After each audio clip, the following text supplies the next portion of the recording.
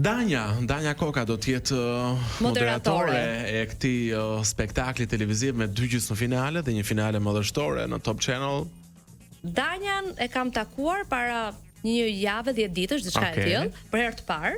I njoh pak motrën e saj, më ka surprizuar, një vajzë e cila punuar, keni bërë prova? Kemi filluar, domethënë me Danjën kemi filluar me prezantimin e konkurrentëve që dhe ajo të jetë sa më familjare me normalisht ka qenë Big Brother dhe po, dhe nuk i ka parë, sigurisht kemi filluar domethënë me prezantimin që ajo të njohë dhe kur të jetë pranë me to t'ju a di dhe pak historinë, sepse secili prej tyre dhe prindrit, sepse bashkë me konkurrentët në intervistë me Danjën në backstage, kryesisht do kemi një skenë të dytë që do jetë backstage-i, do jenë dhe prindrit.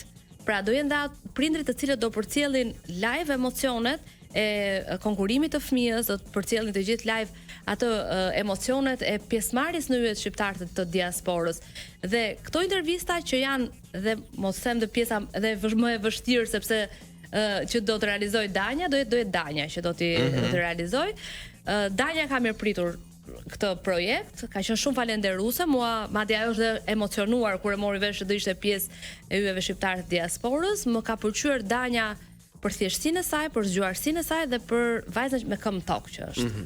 Domethënë ne tani kemi filluar punën, kështu që jemi duke punuar gjithkohës. Gjithashtu në 2 gjysmëfinalet e finalet do të ketë një juri profesionale që do të gjykojnë konkurrentët. Një prej antarëve të jurisë zbulohet sot në Shqipëria Live, Tessidorela. Është një zonjë e nderuar që un kam kënaqësinë që ajo është pjesë e jurisë edhe pritni edhe pak orë dhe do zbulohet. Okej, besoj Ilir Shaqiri, patjetër kryetari jurisë, si ndahet i pozicionat në Dancing with the Stars. Është kryetari jurisë, është edhe personi i cili do marrë pjesë edhe në pjesën artistike të show dhe është në krye të jurisë Ilir Shaqiri. Interesante.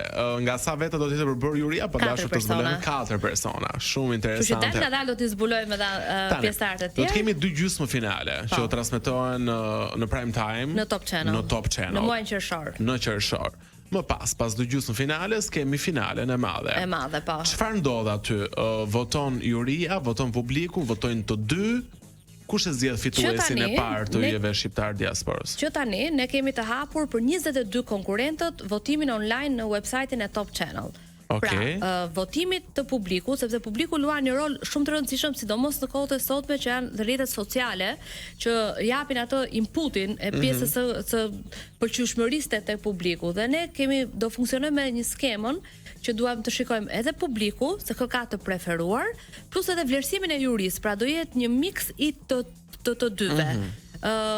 Paka shumë si Eurovisioni, normalisht edhe ato duan të shikojnë dhe impaktin e publikut, pastaj dhe votat normalisht jep se secili shtet. Ne e kemi hapur votim, televotimin në website-in e Top Channel,